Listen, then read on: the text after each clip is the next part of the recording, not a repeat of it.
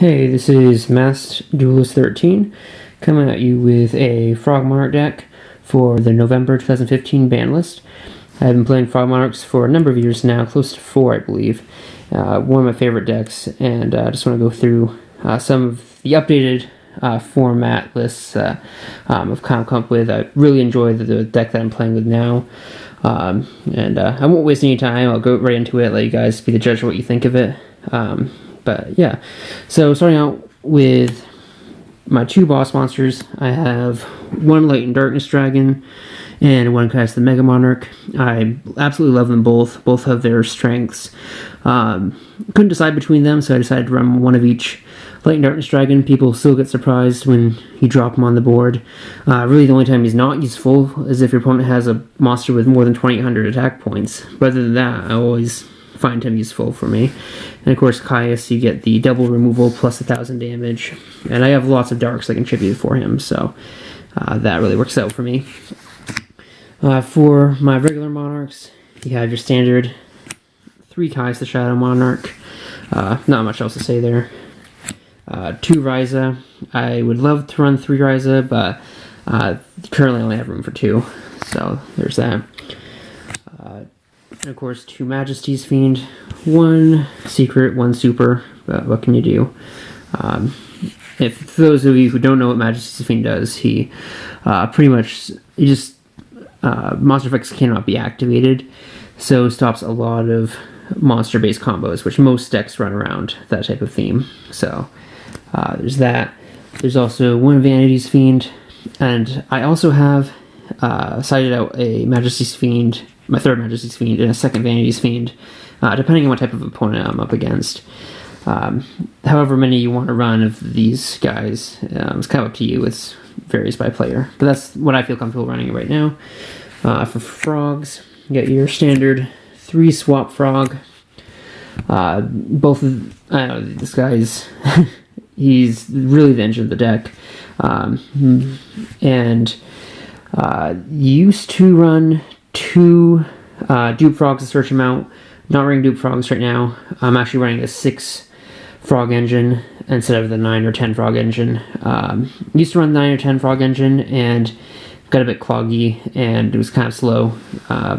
My advice is 6 card engine is perfect. There's that. Of course, you got your 2 Treeborn, the reviver of the deck. 2 I think is a good balance. Some people will run 3. I feel more comfortable running 2 just because I like to keep the deck streamlined. 1 Rodentone, of course. And I was running 2 Mathematician, but of course he has now been limited, so sadly I do have to run only 1 of him. But he's my 4th Swap Frog, excellent combo card.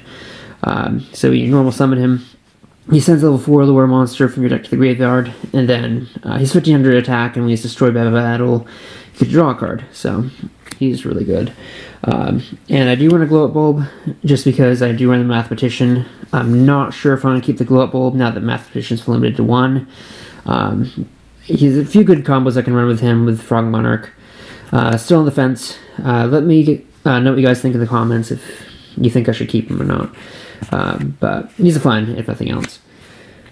And for the hand traps, of course, big guy himself, 3 Gores. He was fun to play at 1, he's a blast to play at 3. Absolutely love this guy. And of course, being dark, you also have tribute options for Caius the Mega Monarch. Got your triple Battle Fader, standard, stops attacks, can use for tributes, Exceed with Treeborn or Synchro, use with enemy controller, use a creature swap, a lot of different ways you can use him. And rounding off the monster list, 2 Maxi, because it's really standard right now. If you don't have the money for Maxi, there are things you could substitute, maybe MSTs. I'm actually not running MSTs in my main just because of the way my locals are running right now, but you could probably take them out for MSTs if you don't have the money to shell out for these guys. So that's it for monsters. This is a 40 card deck. I'm trying to keep it as streamlined as possible. Going into spells, run 3 Pod Dualities. For a while, I wasn't sure about running 3, just because, of course, when you play it, you can't summon Sheborn, so you have to kind of choose between them. But through test decking, I've definitely found that 3 is very comfortable to play with. Definitely don't regret it, and I would highly recommend doing so. And one thing with this deck you have to realize is that there are 4 portions of the deck. There are your frogs, there's your tribute summons, there's your hand traps, and then there's your spell support. So each of those are really good, but they're not good in and of themselves. So you need all those elements to really make the deck come together, and this card helps you keep it consistent that way. Of course, we have 3 Monarch Stormforth. Pretty standard. You have a lot of tributes, plus you have your Gores, so he's almost always viable. And it's quick play. For those of you who don't know what this card does, the Monarch Stormforth, I'll read it to you. Once during this turn, if you would tribute summon monsters you control for tribute summon, you can tribute 1 monster your opponent controls as if you controlled it. You can only activate 1 of the Monarch Stormforth per turn. During the turn you activate this card, you cannot special summon from the extra deck. So it's really cool because it doesn't actually target, so that's one of the big strengths of this. Plus it's a quick play spell card, so it's chainable. My favorite spell card in the game, 3 enemy controllers. So many different cool things you can do, of course, with Treeborn. You get that famous combo. 2 creature swaps, because you can always summon back Treeborn attack position, even if you don't have a monster to summon out, and from there, just swap them off, and you get to keep the monster, so it's really cool.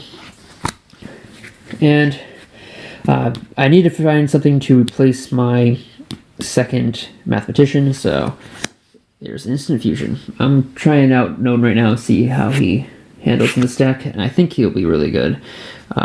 Haven't actually tested him yet, but we'll find out.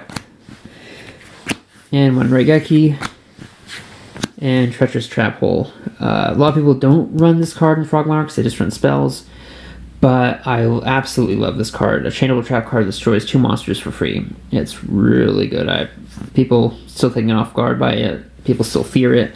I would highly recommend playing this card. Just my opinion, but highly recommend it. Yeah, so for the extra deck, I'm running 1 Norden just for the Instant Fusion. Like I said, still testing it out, seeing how it flows with this deck. I think there's a few cool things you can do with them, especially with Glow Up Bulb and Exceeds as well, and Tribute Summons. So we'll see how that goes. For my Exceeds, a lot of generic stuff. My 2 generic ones, the Ghost Trick Delahan and Slacker Magician, more defensive, more offensive Plague. For 2s, I got my Gotchi Gotchi, Herald the Pure Light, Daigusto Phoenix for the OTKs, Centuria, just because sometimes the others boss monsters you just can't find another way over, and he deals with those. Dark Mist for those big pushes, but he's really risky to play, but he's there just in case.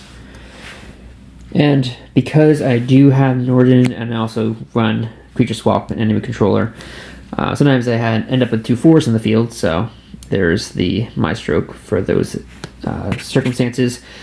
Honestly, I think, in my opinion, he's probably one of the best generic rank 4s. There's a lot of other good ones, but for a budget player, he's especially really good.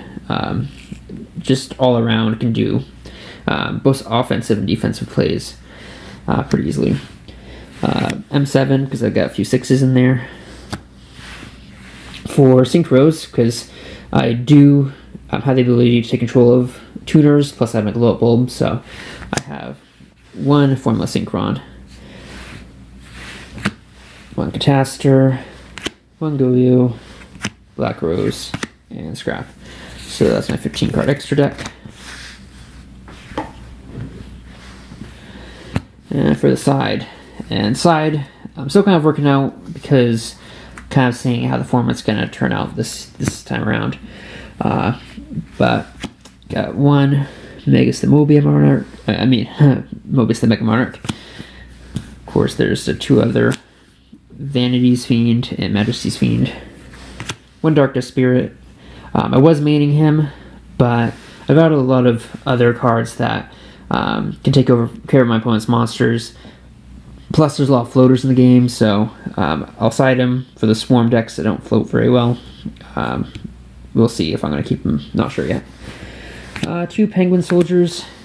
There are some decks he's good against, and I'm honestly a little bit paranoid of 6 Sams, just a little bit.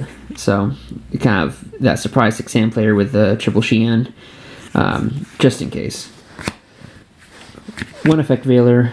I already have 3 Majesty's Fiends, so I'm not too concerned with it getting more monster effect negation, but there's one there just in case. 2 Sword Releases. Love decks run graveyard support, so this will usually take care of those. And of course, for back row, 3 Mystical Space Typhoon. 1 Mind Crush. May take this out. Actually, 2 Mind Crush, I'm sorry. I was running it with as a side against Necros, but with them being heavily limited, there are some decks that search, so I will see if I can use it against those. Living Catastrophe for those heavy back row decks, and Megor's Token. So that's the deck profile. I really like the deck. It's really comfortable the way I've been playing it. But yeah, let me know what you guys think.